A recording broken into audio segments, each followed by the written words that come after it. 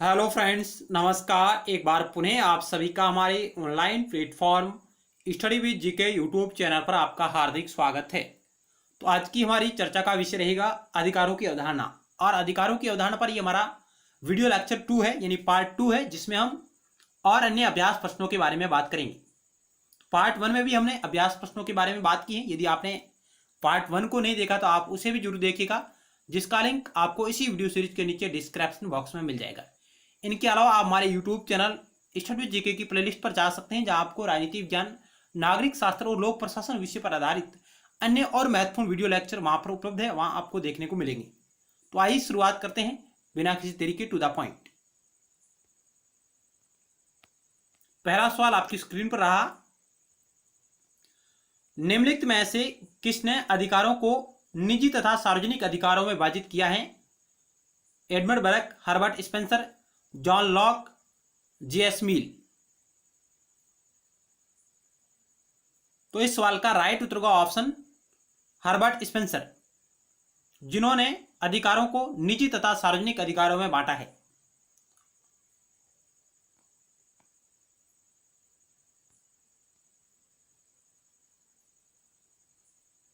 Herbert Spencer का विचार है कि समान स्वाधीनता का अधिकार सभी व्यक्तियों का मौलिक अधिकार है। इसी मौलिक यानी प्राकृतिक अधिकार से अन्य मौलिक अधिकारों की उत्पत्ति होती है। इन अधिकारों को वह दो भागों में विभाजित करता है हर्बर्ट स्पेंसर, जिनमें वो कहता है निजी अधिकार और दूसरा है सार्वजनिक अधिकार। अगला सवाल आपकी स्क्रीन पर रहा 2 नंबर। बर्क किस सिद्धांत का समर्थक था? Edmund Burke. नैसर्गिक अधिकार, ऐतिहासिक अधिकार, कानूनी अधिकार, नैतिक अधिकार। इस नैसर्गिक अधिकार को प्राकृतिक अधिकार, नेचुरल राइट भी कहा जा सकता है। तो इस 2 नंबर सवाल का राइट उत्तर का ऑप्शन बी, ऐतिहासिक अधिकार का समर्थक था एडमंड बर्क।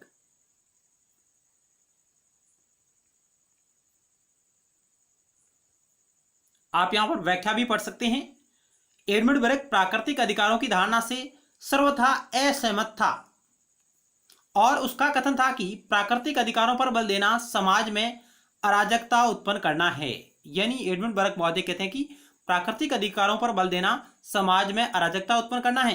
बर्क इन अधिकारों को राष्ट्र के लिए घातक समझता था, प्राकृतिक अधिकारों को, और इन्हें राष्ट्रीय दृष्टि से अनुचित कार्य, नेशनल व्रंग्स कहा करता था।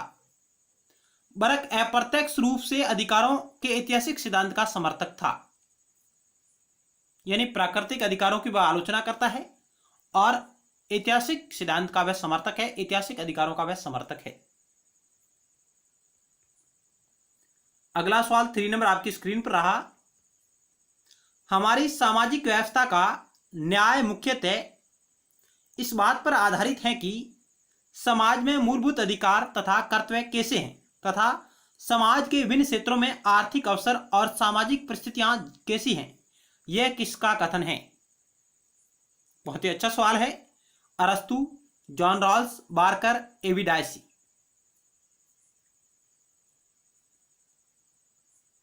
तो इस सवाल का ऑप्शन बी राइट होगा, जॉन रॉल्स का यह कथन है। वेल ऑफ इग्नोरेंस की अवधारणा भी जॉन रॉल्स से संबंधित है। ये फैक्ट आप नोट करिएगा।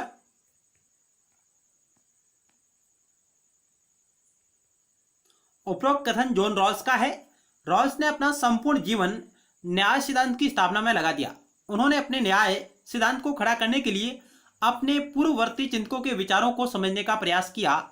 उन्होंने अपने सिद्धांत को समझौतावादियों के विचारों पर आधारित करते हुए उपयुक्ततावादियों के विचार का खंडन किया। उन्होंने अपने सिद्धांत को नैतिक आधार प्रदान किया, जॉन रॉल्स ने।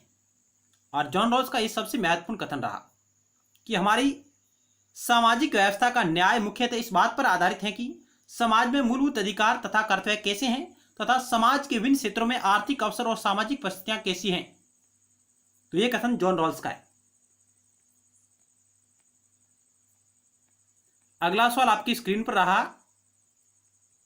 इनमें से कौन सा कथन सुमेलित नहीं है, वो आपको चयन करना है।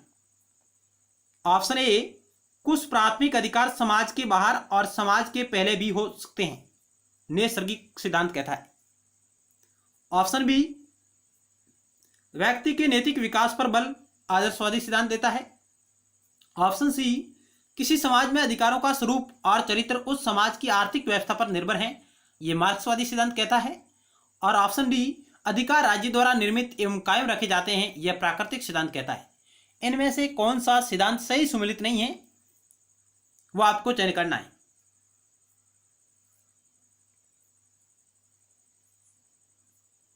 तो आइए राइट उत्तर को चेक करते हैं। ऑप्शन डी राइट होगा। अधिकार राज्य द्वारा निर्मित एवं कायम रखे जाते हैं, प्राकृतिक सिद्धांत इस प्रकार की बात नहीं करता है। अधिकार राज्य द्वारा निर्मित और कायम रखे जाते हैं, यह कानूनी सिद्धांत करता है। अधिकारों का कानूनी सिद्धांत इस बात का समर्थक है, न कि प्राकृतिक सिद्धांत। कुछ प्राथमिक अधिकार समाज के बाहर और समाज के पहले भी हो सकते हैं, ये नैसर्गिक सिद्धांत या नेचुरल राइट्स या प्राकृतिक अधिकार कहता है।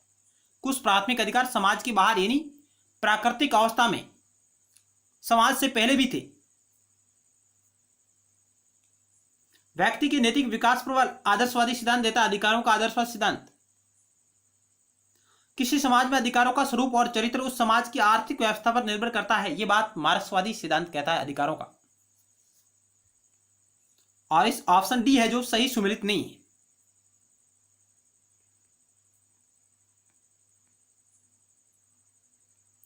अधिकार राज्य द्वारा निर्मित एवं कायम रखे जाते हैं, यह वैधानिक या कानूनी सिद्धांत कहता है अधिकारों का। अगला सवाल 5 नंबर आपकी स्क्रीन पर रहा, जहां आपको लिस्ट ए को लिस्ट 2 से सुमेलित करना है, यानी लिस्ट ए को लिस्ट 2 से या लिस्ट बी से सुमेलित करना है। एक तरफ अधिकार है और उनका संबंध किन अधिकार से है? नैतिक अधिकार, नागरिक अधिकार, राजनीतिक अधिकार, आर्थिक अधिकार। और इधर है मत देने का अधिकार, माता पिता की सेवा का अधिकार, काम का अधिकार, जीवन का अधिकार। तो आइए एक एक करके सुमेलित करते हैं। नैतिक अधिकार है जो माता पिता की सेवा करना, ये एक नैतिक अधिकार है। नागरिक अधिकार की बात करें तो नागरिक अधिकार है जीवन का अधिकार। राजनीतिक अधिकार है मत देने का अधिकार, और आर्थिक अधिकार है काम का अधिकार। तो इस प्रकार यह सवाल सुमेलित होगा। नैतिक अधिकारों में माता पिता की सेवा, नागरिक अधिकारों में जीवन का अधिकार, राजनीतिक अधिकारों में मत देने का अधिकार, और आर्थिक अधिकारों में काम का अधिकार। अगला सवाल आपकी स्क्रीन पर रहा 6 नंबर, किसने प्राकृतिक अधिकार की आलोचना करते हुए उनको एक अलंकारिक बकवास, बैसाखियों पर बकवास, अलंकारिक अर्थहीनता के रूप में बताया है? Herbert Spencer, Sidgwick, Hobbes, Bentham.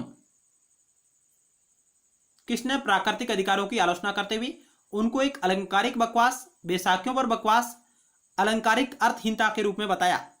तो ऐसे विद्वान हैं Jeremy Bentham. Option D right होगा।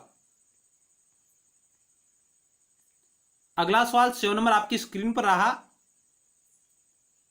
ये तो सेम सवाल है। ऑप्शन डी राइट होगा, जेरेमी बैंथम।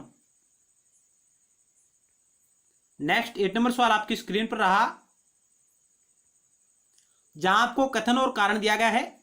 कथन ए कह रहा है कि अधिकारों का आधार उपयोगिता अथवा लोक कल्याण है, और कारण है कि लोक कल्याण के विरुद्ध मेरे अधिकार नहीं हो सकते।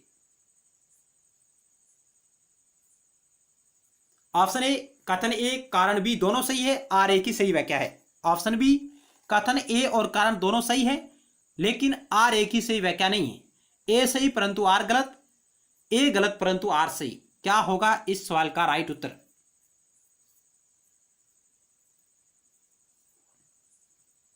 तो आइए राइट उत्तर को चेक करते हैं। ऑप्शन ए आपका राइट होगा। ए आर दोनों सही है, आर ए की सही व्याख्या करता है कि अधिकारों का आधार उपयोगिता अथवा लोक कल्याण है, क्योंकि लोक कल्याण के विरुद्ध मेरे अधिकार नहीं हो सकते। और ये जो बातें करते हैं वो करते हैं उपयुक्ततावादी विचारक जेरेमी बैंथम जैसे विचारक।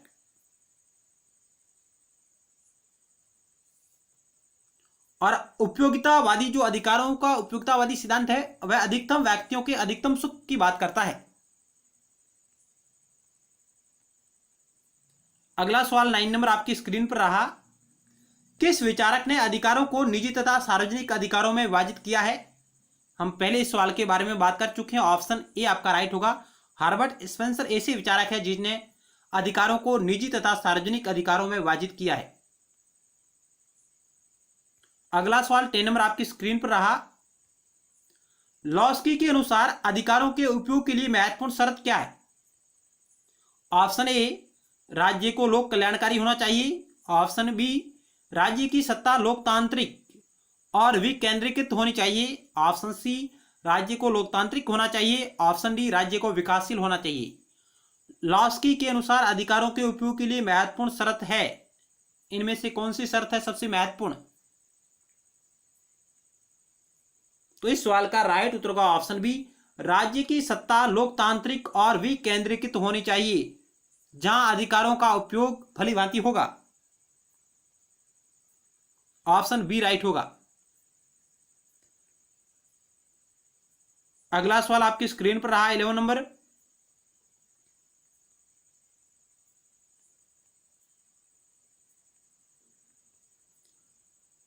सवाल, राजनीतिक अधिकार के बारे में निम्न में से कौन सा कथन सही है? आपको सही कथनों का चयन करना है, जहां आपको 4 कथन दिए गए हैं और उनमें से आपको फिर सही कूट का चयन करना है। राजनीतिक अधिकारों के बारे में निम्न में से कौन सा कथन सही है?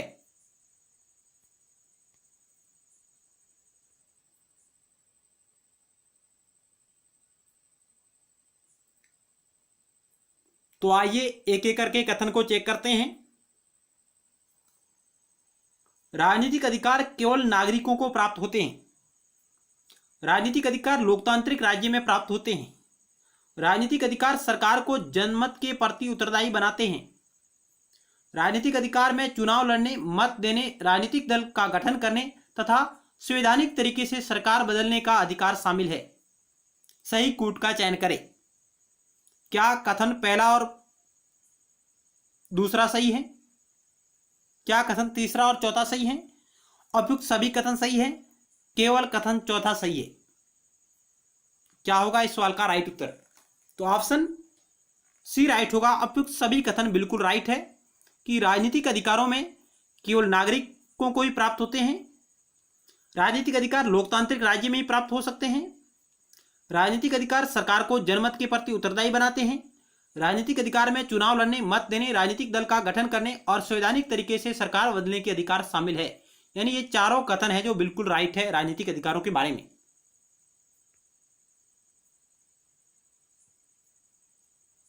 अगला सवाल आपकी स्क्रीन पर रहा 12 नंबर।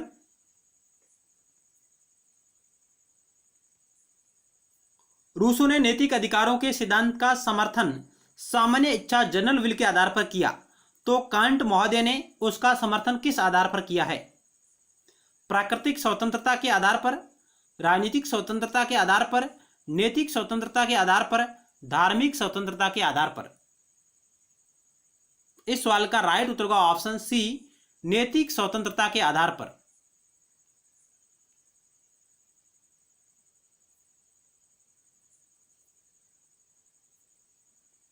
ऑप्शन सी राइट होगा। अगला सवाल आपकी स्क्रीन पर रहा 13 नंबर।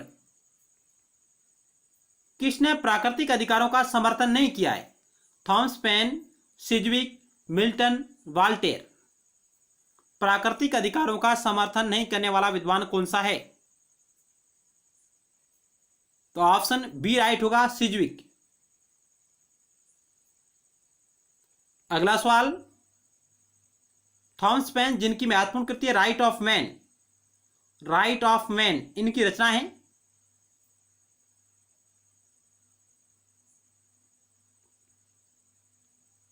अगला सवाल आपकी स्क्रीन पर रहा 14 नंबर। बरक पेन विवाद का संबंध किस अवधारणा से है?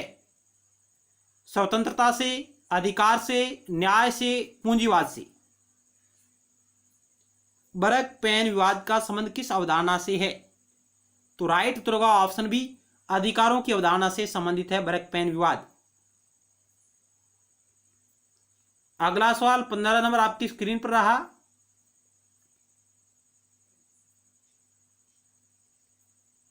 निम्न में से लोस्की का कथन नहीं है, आपको वो चयन करना है जो लोस्की का कथन नहीं है। ऑप्शन ए, अधिकारों के उपयोग के लिए राज्य की सत्ता लोकतांत्रिक और विकेंद्रीकृत होनी चाहिए।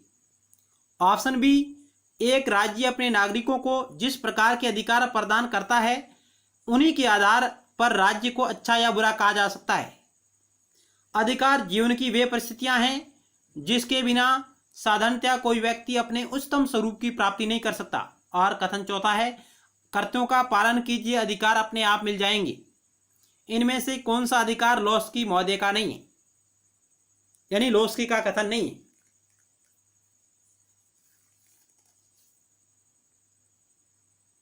तो आइए राइट आंसर को चेक करते हैं। ऑप्शन डी राइट होगा, कर्तव्यों का पालन कीजिए, अधिकार स्वतः ही मिल जाएंगे। ये बात महात्मा गांधी जी करते हैं, जबकि ऑप्शन ए, ऑप्शन बी और ऑप्शन सी ये तीनों लोस्की के कथन हैं। अधिकारों के उपयोग के लिए राज्य की सत्ता लोकतांत्रिक और विकेंद्रीकृत होनी चाहिए। एक राज्य अपने नागरिकों को जिस प्रकार के अधिकार प्रदान करता है, उन्हीं के आधार पर राज्य को अच्छा या बुरा कहा जा सकता है। अधिकार जीवन की वे परिस्थितियां हैं जिसके बिना साधारणतः कोई व्यक्ति अपने उच्चतम स्वरूप की प्राप्ति नहीं कर सकता। ये तीनों कथन लोस्की के हैं, जबकि चौथा कथन है जो महात्मा गांधी जी का है।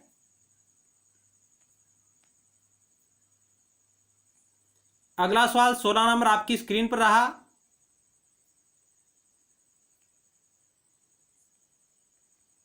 वे अधिकार जो राज्य द्वारा रक्षित नहीं है, कानून से कोई संबंध नहीं है, उल्लंघन पर किसी प्रकार का दंड नहीं है, व्यक्ति पर बाध्यकारी नहीं है। अब आपको सही कूट का चयन करना है। नागरिक अधिकार हो सकता है, राजनीतिक अधिकार हो सकता है, नैतिक अधिकार हो सकता है, आर्थिक अधिकार हो सकता है। यानी वह अधिकार जो इन विशेषताओं को लेकर चलता है, वह कौन सा अधिकार है? जो राज्य द्वारा रक्षित नहीं है, कानूनों से कोई संबंध नहीं है, उल्लंघन पर किसी प्रकार का दंड नहीं है, व्यक्ति पर बाध्यकारी नहीं है, वह कौन सा अधिकार हो सकता है? तो ऑप्शन सी राइट होगा, नैतिक अधिकार। जो राज्य द्वारा रक्षित नहीं है, कानूनों से कोई संबंध नहीं इसका, और उल्लंघन पर किसी प्रकार का दंड नहीं है, और व्यक्ति पर बाध्यकारी नहीं है, तो वह अधिकार है नैतिक अधिकार। ऑप्शन सी आपका राइट होगा। अगला सवाल 17 नंबर आपकी स्क्रीन पर है। हॉब्स ने किस अधिकार को प्राकृतिक अधिकार माना है?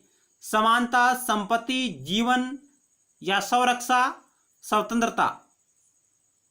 क्या होगा राइट सवाल का उत्तर? ऑप्शन सी राइट होगा, जीवन, स्वरक्षा, आत्मरक्षा का अधिकार है, उसे वह प्राकृतिक अधिकार मानता है हॉब्स। हॉब्स की प्रसिद्ध रचना लेवियाथन जो 1651 में दुनिया के सामने आई।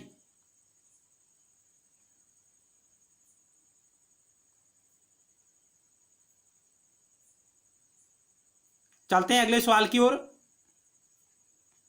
18 नंबर आपकी स्क्रीन पर रहा। अधिकारों का वह कौन सा सिद्धांत है जो अधिकारों को कर्तव्य मानता है? कानूनी सिद्धांत, ऐतिहासिक सिद्धांत, नैसर्गिक सिद्धांत, समाज कल्याण सिद्धांत?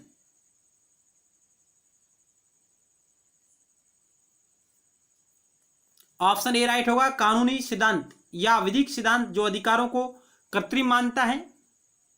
ऑप्शन ए राइट होगा। अगला सवाल आपके स्क्रीन पर रहा 19 नंबर। निम्नलिखित में से असुमेलित है?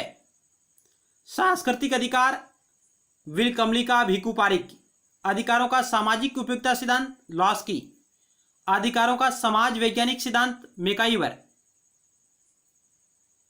आपको सही कूट का चयन करना है। पहला दूसरा, दूसरा तीसरा, पहला दूसरा तीसरा, इनमें से कोई नहीं। तो ऑप्शन डी राइट होगा, इनमें से कोई नहीं, यानी सभी ये तीनों सुमेलित है। सांस्कृतिक अधिकार विलकमलिका और भिकु पारिक। विलकमलिका और भिकु पारिक बहुसंस्कृतिवादी विचारक है, बहुसंस्कृतिवाद के समर्थक है विलकमलिका और भिकु पारिक।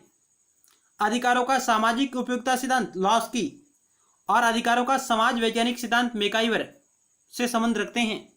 तो ऑप्शन डी राइट होगा। अगला सवाल 20 नंबर आपकी स्क्रीन पर रहा। निम्नलिखित कथनों पर विचार करते हुए सही कथन चुने, यानी सही कूट का आपको चयन करना है। अधिकार स्वार्थमय दावा है, राज्य अधिकारों का सृष्टा नहीं है, अधिकार वर्धनशील होते हैं, वर्धिशील होते हैं। आपको सही कूट का चयन करना है। 4 ऑप्शन आपके समक्ष ए, बी, सी और डी। तो ऑप्शन बी राइट होगा। दूसरा और तीसरा कथन सही है। अधिकार स्वार्थमय दावा नहीं है, राज्य अधिकारों का सृष्टा नहीं है और अधिकार वर्धनशील होते हैं। तो ऑप्शन बी राइट होगा। दूसरा और तीसरा कथन सही है। अगला सवाल आपकी स्क्रीन पर रहा।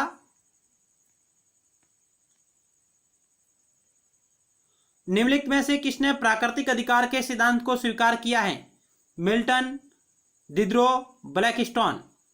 इनमें से वे विचारक जो प्राकृतिक अधिकार के सिद्धांत को स्वीकार करते हैं। आपको सही कूट का चयन करना है।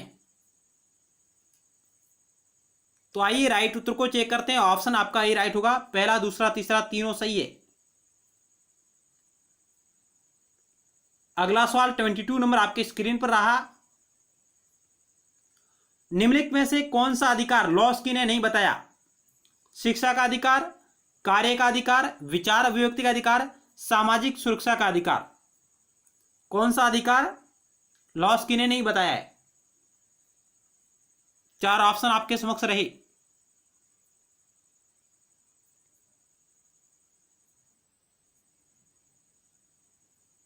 ट्वेंटी टू नंबर सवाल का राइट उत्तर होगा ऑप्शन डी, सामाजिक सुरक्षा का अधिकार लॉस्की ने नहीं बताया है। अगला सवाल आपकी स्क्रीन पर रहा।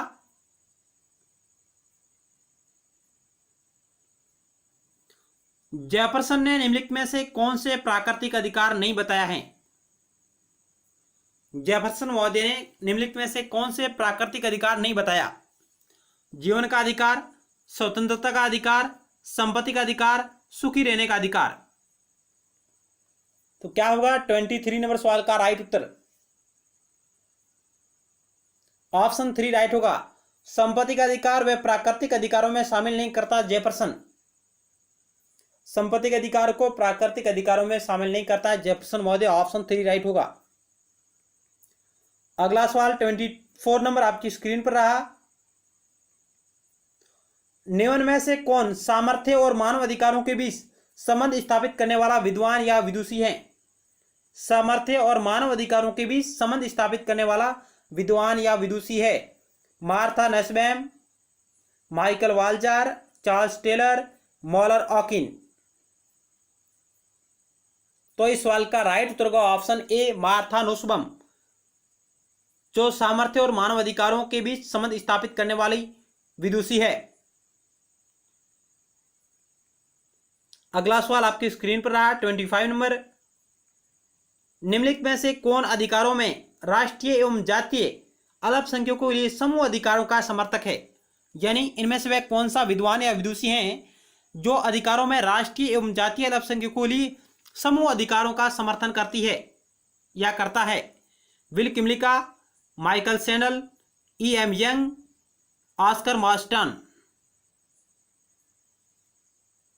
इस 25 नंबर सवाल का राइट उत्तर होगा ऑप्शन ए, विल किमलिका एक बहुसांस्कृतिकवादी विचारक है जो अधिकारों में राष्ट्रीय एवं जातीय अल्पसंख्यकों के लिए समूह अधिकारों का समर्थन करता है। ऑप्शन ए राइट होगा।